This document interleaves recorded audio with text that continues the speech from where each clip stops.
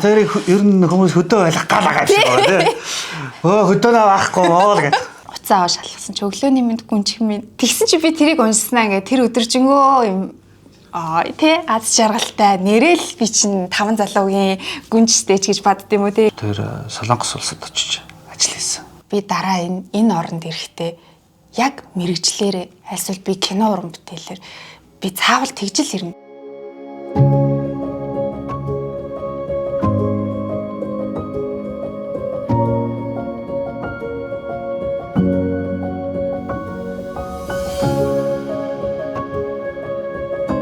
Уран бүтээлч улсууд учраас шинийг одоо таньж мэдэх гэж сурж те судалж явдаг шүү дээ. Нэгт бид тэр нөлөөлсөн. Хоёрт бид нар аав ээж учраас те яг үндэ хүүхдүүдтэй бидний үндэсний өв соёл бидний түүх одоо юугаар аавнаа юм те улсуудаас гэдэг зүйлийг яг ингээд өөртөө ярихаасаа илүү хүүхдүүдтэй мэдрүүлэхийг санасан. Одоо зорьсон гэх үү. Бид нар өөрсдөө ч сурах юм амар их байсан тийм. Манай аав чир залуугаасаа одоо ингээд хотод байцсан. Тэгээд би болохоор яг хотод төрсэн байхгүй. Нэгдүгээр төрхийн хүүхэд. Тий, хөдөө бол студийл явж байгаагүй баг бахта. Манай аав ээж хоёр маань бол Баян-Онгор. Гэхдээ би бол өөрөө хотод төрж өссөн. Манай аав ээж хоёр ч гэсэн бүр хүүхэд байхдаа л Улаанбаатарт ороод ирсэн улсууд байдаг. Эмээ өвдөрөө 100 болгон очдог ч гэдэм юм уу. Гэхдээ бүр яг энэ гүнзгий бүр яг ороод амьдраад тэг жилийн дөрвөн улирлыг үзээд тэр аашагийн таньж мэдээч гэдэг юм уу те тэгж бол яг амьдарч байгаагүй. Манай том хүү бүр тэгсэн шүү дээ. Ээж бүр анх эрэхтэй галаж асааж чадахгүйсэн мэстэй хэлжээс аахгүй. Яана ээж нь арайчтай бас тийм шин штэ гэж тэгжсэн чи үгүй ээж та тийм байсан штэ гэд магадгүй бас хүүхд тэгж анзаарсан байж магадгүй л ив хавгүй нэг те угаасаа мэдхгүй амьдралдаа очиж исэн болохоор тийг санагдчихсан баг.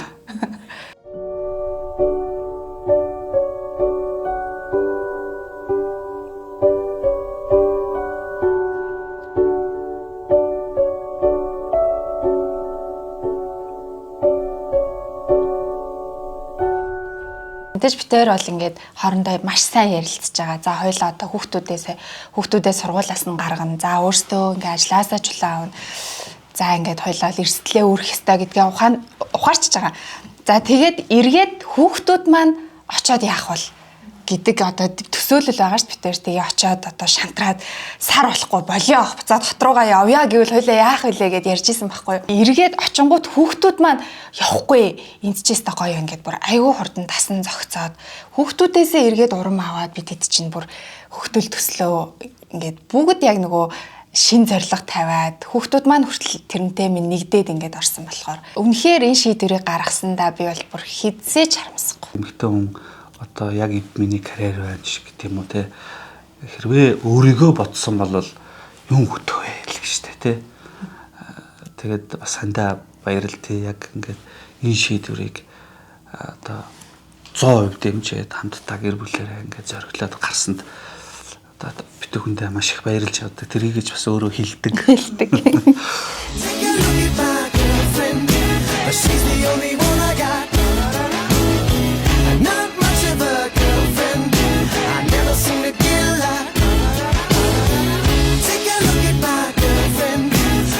Хөвгтөл төслөө эхлүүлэхдээ хамгийн анхны капиталаа бид тээр өөрсдийнхэн гараар босгосон байхгүй. Тэрний юу гэх юм бол бид тээр Солонгос улсад очиж ажил хийсэн 3 сар. Театрын тайзнаас. Театрын тайзнаас барилга дээр ажиллахад бас тий. Надад тийм сэтгэл төрж исэн байхгүй. Би ингээд барилга дээр ажиллаж исэн чинь би чинь жүжигчин штэ. Би юу хийгээ яваад байгаа юм бэ гэсэн бодол надад төрсөн байхгүй. Гэхдээ бидэнд тэр гой сайхан өмнөд тавьсан тэр гой гэгээлэг зориг байсан учраас тэр бол тэгтээ тухайн авийн л бодол байсан. Тэр яг тэгж бодож исэн мөлий хоёлаа би бидэд хэлэхгүйгээр одоо тухайд ажиллаж байхдаа би дараа энэ оронд ирэхдээ яг мэрэгчлэрээ альсвал би кино уран бүтээлээр би цаавал тэгжил ирнэ гэж яг ингээд бодож исэн байхгүй. Тэсэн чинь манай хүн бас яг тэгж бодож исэн юм байл л дээ. Тэгээд би тэгэхэд юм гэдэг аягүй санаа. 2 жилийн дараа хөвгтөл төслөө нээх гэж бодсон байхгүй. Гэр бүлээрээ. Энэ бүр аягүй үнэтэй байсан тий. Гойд аягүй их баярлж ирсэн.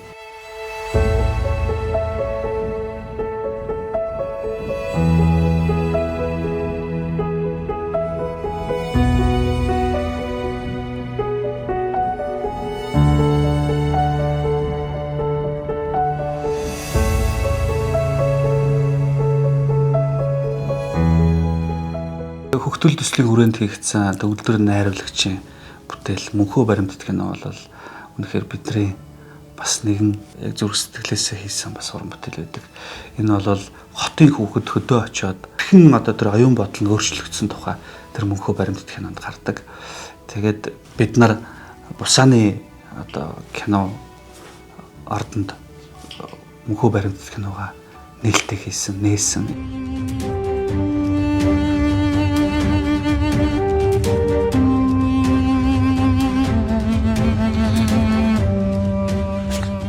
Жил 5 сарын хугацаанд одоо бараг 800-аад км-ийн хооронд багийнхан маань нэрэн очин. Бид бол яг байж байгаа шүү дээ. 20 ангит контент дээр нь баримтат кино хийсэн. Тэгээд энэ бол энүүгээрээ одоо яг үүндээ яг одоо бол бахархаж байна. Төсөл хэрэгжүүлнэ гэдэг чинь өөрөө амар их зардалтай байхгүй юу? Манай бидний ард дахиад 15 бад хүн ажиллаж байсан байхгүй юу?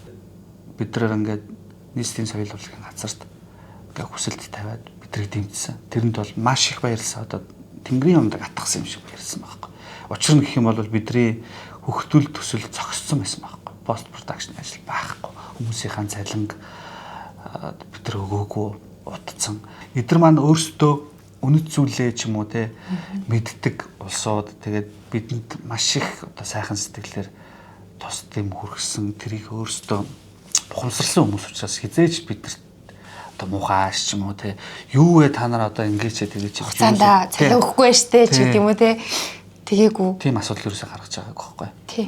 Ер нь бол энэ төсөл бол АГ-ийн санаачлагаар одоо гарч ирээд намуун гэдэг гэр бүлийн хүн дэмжиж манай гэр бүл одоо яг энэ хөгтөл төслийг хийх гээд байна гэд бага бүрдүүлээд эн чинь ингээд бид зөвхөн гэр бүлийн хүрээнд ярьжсэн зүйл маань ингээд ярьсаар ахуй соёл чи өөрөө айгүй өргөн уудам учраас ингээд томорсоор байгаад бид нар 16 ангит контент хийнэ гэж зорж гарсан бол бүр 20 ангит контент болоод дахиад нэг баримтат киното ирж байгаа байхгүй. Жил 5 сарын хугацаанд ингэсэн. Тэгээд энэ хооронд мэдээж энэ ч хотод зураг аваагүй багийнхан маань үргэлж хот хөдөө хооронд явж исэн аюулгүй байдлаас ахуулаад өвөл зүүн хавар намар гэл те бүх үйлрэл цасанд хүртэл суугаал шүн шавар хүртэл ухаал байж исэн үе байгаа шүү дээ.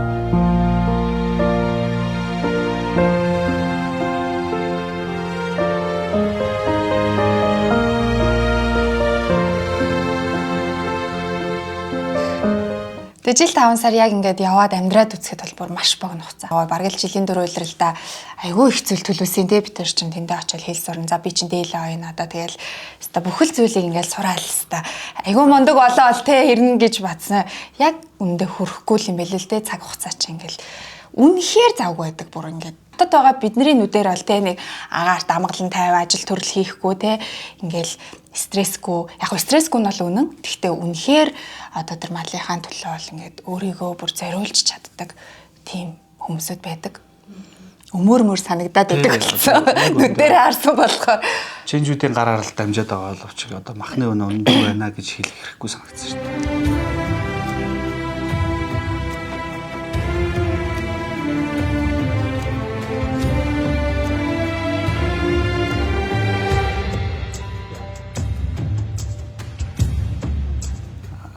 Маань бас зөндөө олон юмыг сурсан. Одоо мориноос айгаал цогтдаг байсан хөхөд дараа жилийн сумынхаа наадмаар их нас унаад тавьж хахад яг бид хоёрын одоо аав хүний хувьд миний бодож исэн бодол бол үнэхээр зөв болох юм ээжээ.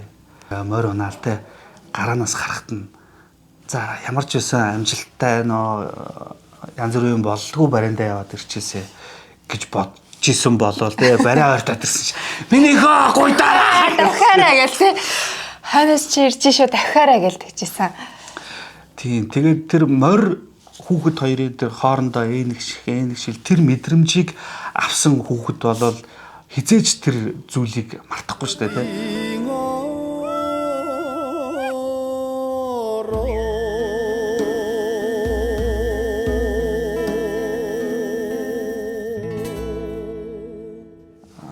Соёлын дархлаа те гэл ярьдаг штэ те тэр дархлааг бол одоо багч гисэн гэр бүлдээ суулгаж өгсөн юм болол гэж бодож байгаа. Тийм тэгээд миний бодлохоор Монгол ирэх хүн яг адуутайгаа ойрхон байх хэвээр. Тэндээс хүн хүмүүжлийг олж авч байгаа. Тэсвэр хатуужлыг төвчээрийг олж авч байгаа.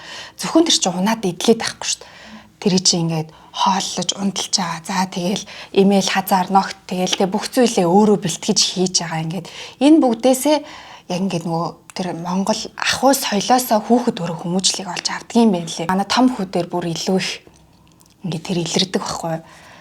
Үе үе ингээл гэрте байж захта морио яриад уйлдээ. Яа нуучлаа минь нөхөө. Гэтэ одоо ингээд миний морь яаж байгаа бол бушуухан шиг 100 болоосоо би очиж морио унмаар ингээл. Тэгэл 100 болонгууд би хамгийн түрүүнд морио он ингээл барил машинаас буугаал морио ондог. Тоглоом нь барилдаж тоглоал би бэлтрийн хөгжлөмж гэдэг юм уу те. Тэндээсээ хүүхдүүд айгүйх төлөвшөл болоо тэр зүйлийг олж авдаг юм шиг санагдсан. Тийм. Тэгээд нөгөө өөрөө шийдвэр гаргах те. Тэр зүйлээс илүү хөгждөг юм шиг санагдсан шүү дээ.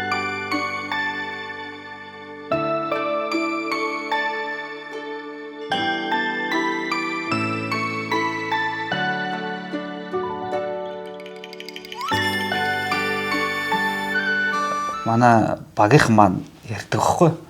Үнэхээр одоо ингээд бас шинэ хүмүүнтэй болоод нэг тэрэ гэдгсэн чинь яг тэрнийх нь тэгж яриад тэнтэй гэж яриад 14 хоногийн дараа Болцсон байсан. чи 2-3 сартаа болцсон байсан шүү дээ. Тэгээд багийнхандаа хэлсэн чинь нөгөө хэд маань баярлаа. Бит хоёр чинь баг байр салж байгаа юм чи юу 3 жоох хүүхэдтэй явж байгаа шүү дээ. 3 жоо манай 3 дахь маань баг өрөөс салаагүй мөм иддэг хүүхдээсэн. Яг л төрөх өстой цагтаа ингээд төрч байгаа юм шиг надад санагдаж байгаа байхгүй. Яг тэгэхээр бид нар чи хөхтөл гэж ирэх ёстой үедээ тий хөхтөл гэж тэр төслийг хийхийн тулд бид нар маш одоо жил 2 жил ярьлаа штэ. Тэр үед ирж болно. Тэгэхэд яг ингээ хэрэгжүүлээд хөдөө амьдрах хугацаанд ирээд тэгээ одоо бид нар ярьдаг байхгүй. Баянгор хайрхны өвөрт одоо миний хүү төрсөн. Тэг хөрөөх газартай миний хүү нутагтай шүү дээ гэж ингэж ярьдаг. Тэгээ магадгүй хөхтөлийн маань бас нэг одоо бадамлуулах гал нь тэнд бас миний хүү төрсөн учиртай хаа гэж би бол боддгийг.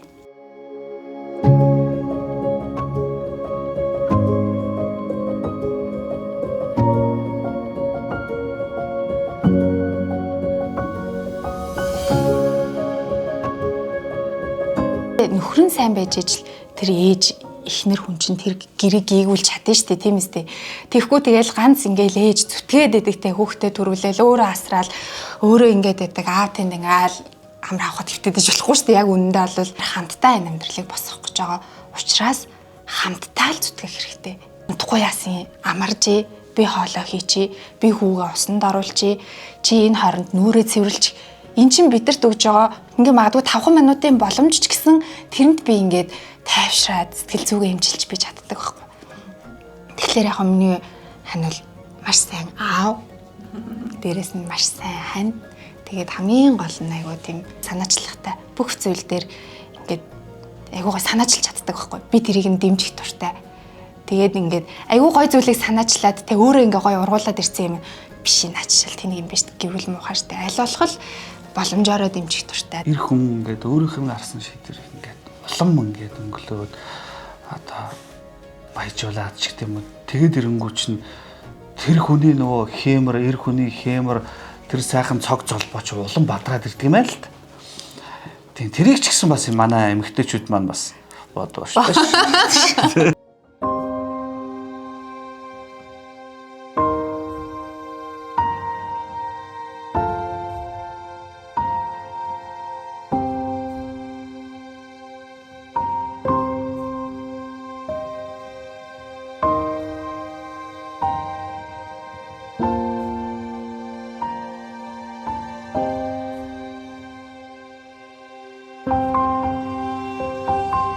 Хоёр бол яг үүндээ одоо шар тустай ховцснаас гэж ярьдаг штэ хүмүүс. Яг л тэгж л хэлсэн. Бусдын л хүмүүсийн амьдралын ижил адилхан. Тэгээд хамгийн гол нь тэрийг хамтдаа ингээд зохицлоогоод явна гэдэг чинь өөрөө маш нандин юм байл л дээ. Мэдээж үрзэл нэтрэгээл бас дутуу хөтөө амьдрах үе мэдээж гарна штэ. Тэр чинь хүний л амьдрал учраас сайндаж муудах, маргалдах, үг зүрх уурлах те. Дөөл зүйл гарна. Огт маргалдахгүй байна гэдэг чинь өөрөө бас цаанаа бол бас асуудалтай байхгүй юу? Тийм, эрүүл биш харилцаа байхгүй юу? Сайхан болж байгаа юм шиг ингээд явж яагаад сүултээ тесрүүл төр чинь бас Шал ондоо бүр аюултай байхгүй. Мэдээж гэр бүл учраас нэг зөвхтөл харахыг хичээж шүү дээ. Тийм болохоор аль альныхаа давуу тал, сул талыг ойлгоод хамтдаа л яг зүтгэх нь зөв гэж боддог.